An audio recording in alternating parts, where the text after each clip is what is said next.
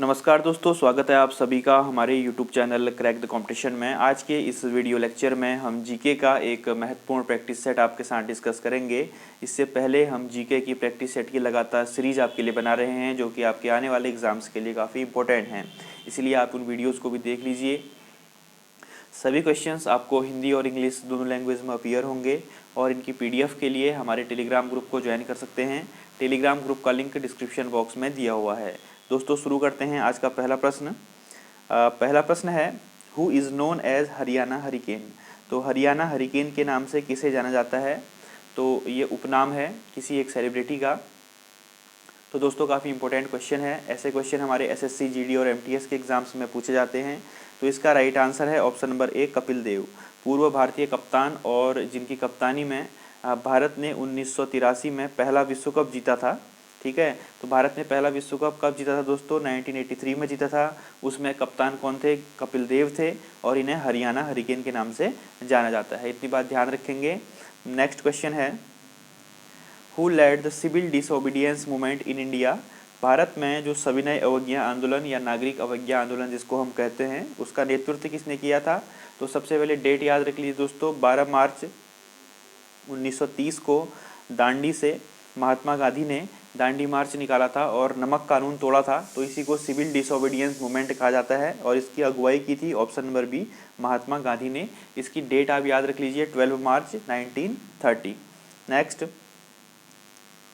1 nautical mile is equal to. तो बहुत important question है दोस्तों। नॉटिकल माइल जो है वो एयर, मरीन और स्पेस की जो नेविगेशन होता है उसको मेजरमेंट करने की एक यूनिट होती है।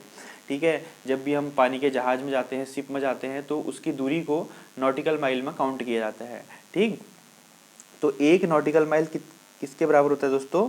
1852 मीटर के बराबर होता है। तो 1 nautical mile is equal to 1852 metre. Option number B is right answer. इसको ध्यान रखेंगे। अगला प्रश्न है, the council of ministers during the time of Shivaji Maharaj was known as. तो मराठा शासक थे शिवाजी महाराज, उनके समय में जो मंत्री परिषद होती थी, जो मिनिस्ट्रियल होती थी, उसको किस नाम से जाना जाता था?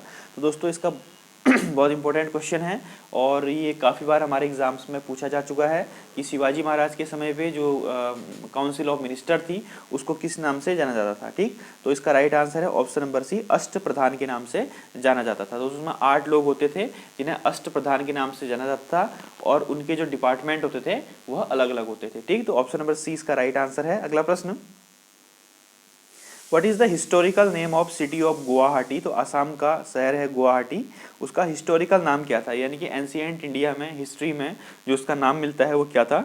तो इसका राइट आंसर है प्राग ज्योतिषपुर। ठीक है दोस्तों, तो हिस्टोरिकल नेम ऑफ गुवाहाटी क्या था? Pragjyotishpur. Option number option number D is right answer. Next important question है, इसको ध्यान से देखिएगा। The GST council is headed bye.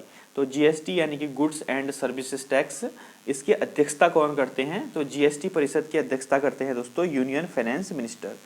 ठीक है, केंद्रीय वित्त मंत्री। प्रेजेंट में निर्मला सीतारमन हमारी केंद्रीय वित्त मंत्री हैं। बात करते हैं GST की। GST का फुल फॉर्म होता है दोस्तों गुड्स एंड सर्विस टैक्स। यह एक इनडायरेक्ट टैक्स है। ठीक है, अगर आपसे एग्जाम में पूछा जाएगा कि GST किस प्रकार का टैक्स है, तो आप बताएंगे दोस्तों इनडायरेक्ट टैक्स है।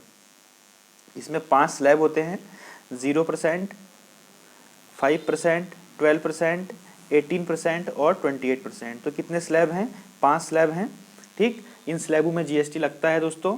और 1 जुलाई 2017 को 1 जुलाई 2017 को GST लागू हो गया था इंडिया में। इसीलिए 1 जुलाई को प्रत्येक वर्ष GST डे मनाया जाता है। और एक क्वेश्चन यहाँ से और पूछा जाता है कि GST काउंसिल में कितने मेंबर होते हैं? तो दोस्तों जो GST की काउंसिल होती है उसमें 33 मेंबर होते हैं। कितने मेंबर होते हैं? 33 मेंबर होते हैं। तो जो भी मैंने आपको इन्फॉर्मेशन बताई है उसको जरूर याद रखिए, ये बहुत इंपॉर्टेंट इन्फॉर्मेशन है, यहाँ से आपके एग्जाम में क्वेश्चन बनेंगे। ठीक, बात करते हैं अगले प्रश्न की।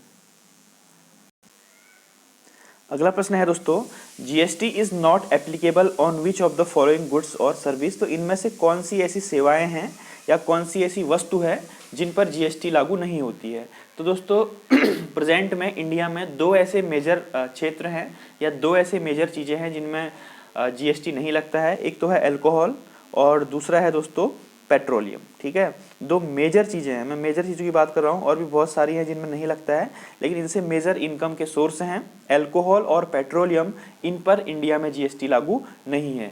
ठीक, तो ऑप्शन नंबर डी इसका राइट आंसर है। अगला प्रश्न है in which country is Hambantota port situated. तो हम्बनटोटा बंदरगाह का नाम आपने जरूर सुना होगा, ये सुर्खियों में है और ये एग्जाम में पूछा गया है और पूछा जा सकता है। दोस्तों हम्बनटोटा पोर्ट जो है वो श्रीलंका में स्थित है, इसीलिए न्यूज में है क्योंकि चाइना ने इसको 99 साल के लीज पर खरीद लिया है। ठीक है, क्योंकि चाइना ने श्रीलंका को डेप्ट दिया था, कर्ज दिया था, तो श्रीलंका उस कर्ज को वापस नहीं कर पाया, तो उसकी एवज में चाइना ने श्रीलंका के हम्बनटोटा बंदरगाह को लीज पर ले लिया है 99 साल के लिए। ठीक है, तो बात करते हैं श्रीलंका की, तो श्रीलंका की राजधानी है श्री जयवर्धनपुरम कोट्टे, ये जरूर ध्यान रखिएगा, श्री जयवर्धनपुरम कोट्टे जो है श्रीलंका की राजधानी है। अगला प्रश्न विच of the following is a cold ocean current. दोस्तों जब हम ज्योग्राफी क्लास हमने पढ़ाई है पहले, तो उसमें हमने कोल्ड ओशन करंट और हॉट ओशन करंट के बारे में आपको पढ़ाया था।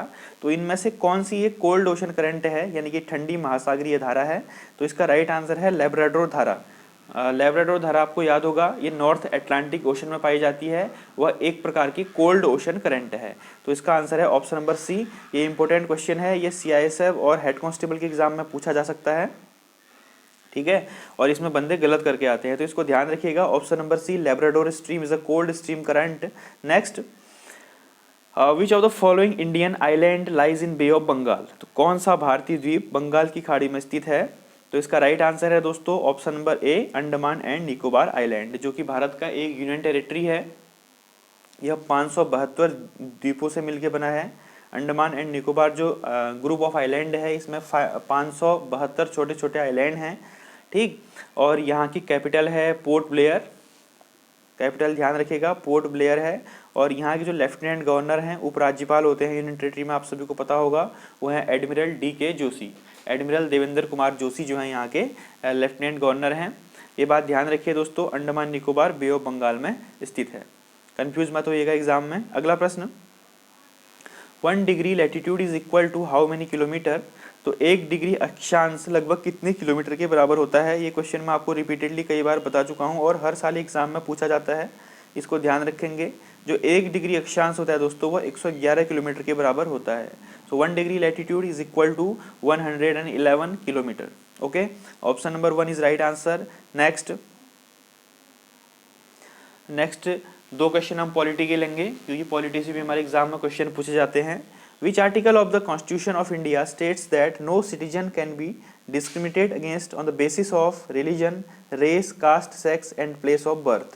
तो भारतीय संविधान का कौन सा अनुच्छेद कहता है कि किसी भी नागरिक को उसके धर्म, नस्ल, जाति या लिंग के आधार पर भेदभाव नहीं किया जा सकता है। तो आर्टिकल 15, एक मूवी आई थी, वो आपने जरूर देखी होगी। आर्टिकल 15 के अंतर्गत इंडिया के अंदर किसी भी पर्सन से उसके जाति, नस्ल और प्लेस ऑफ बर्थ के आधार पर भेदभाव नहीं किया जा सकता है। तो option number A article 15 is right answer. Next article से संबंधित क्वेश्चन है, जो कि सुपर इंपोर्टेंट की श्रेणी में आता है दोस्तों।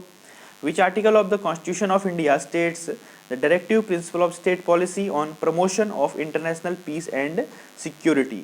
भारतीय संविधान का कौन सा अनुच्छेद अंतर्राष्ट्रीय शांति और सुरक्षा को प्रोत्साहन को लेकर, ये डीपीएसपी के अंतर आता है दोस्तों। डीपीएसपी का मतलब होता है directive principle of state policy, राज्य के नीति निर्देशक तत्व। तो इसका राइट आंसर है option number B article 51। Article 51 promote the international peace and security between 2 nations. तो option number B is right answer, इसको ध्यान रखेंगे। नेक्स्ट, ये भी बहुत इंपॉर्टेंट क्वेश्चन है, who is the author of Rajatarangini. तो राजतरंगिनी नामक पुस्तक के लेखक कौन है। तो दोस्तों राजतरंगिनी जो है 12वीं शताब्दी में जो कश्मीर के राजा थे, 12th सेंचुरी में किंग ऑफ कश्मीर थे, उनके ऊपर लिखी गई है और यह संस्कृत में लिखी गई है। यहाँ पर एक क्वेश्चन और पूछा गया था कि राजतरंगिनी किस भाषा में लिखी गई है, तो संस्कृत भाषा में लिखी गई है और कल्हन के द्वारा लिखी गई है। कल्हन एक हिस्टोरियन थे, ठीक है, 12th सेंचुरी में कश्मीर में गए, कश्मीर के राजाओं की जीवन शैली के बारे में उन्होंने लिखा। और एक एग्जाम में पूछा गया था कि राजतरंगिनी का मतलब क्या होता है हिंदी में या फिर इंग्लिश में, यहाँ पूछा जाता है तो रिवर ऑफ किंग।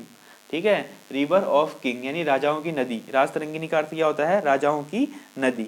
ये ध्यान रखेंगे। अगला प्रश्न, the treaty of Sugauli was signed between the British and, तो सुगौली की संधि रिसेंटली जब इंडो नेपाल कॉन्फ्लिक्ट चल रहा था वहाँ पर काफ़ी चर्चा में थी। तो सुगौली की संधि अंग्रेजों और नेपाली गोरखाओं जो शासक थे उनके द्वारा हस्ताक्षर की गई थी। और यह सुगौली की संधि कब हुई थी दोस्तों? रिसेंटली न्यूज़पेपर में था 4 मार्च 1816, 4 मार्च 1816 ईस्वी को अंग्रेजों द्वारा जो ब्रिटिश ईस्ट इंडिया कंपनी वाले थे यानी कि ब्रिटिश इंडिया वाले थे उनके बीच में और नेपाली गोरखा के बीच में सुगौली की संधि हुई थी। तो ऑप्शन नंबर ए इसका राइट आंसर है, गोरखास के साथ हुई थी।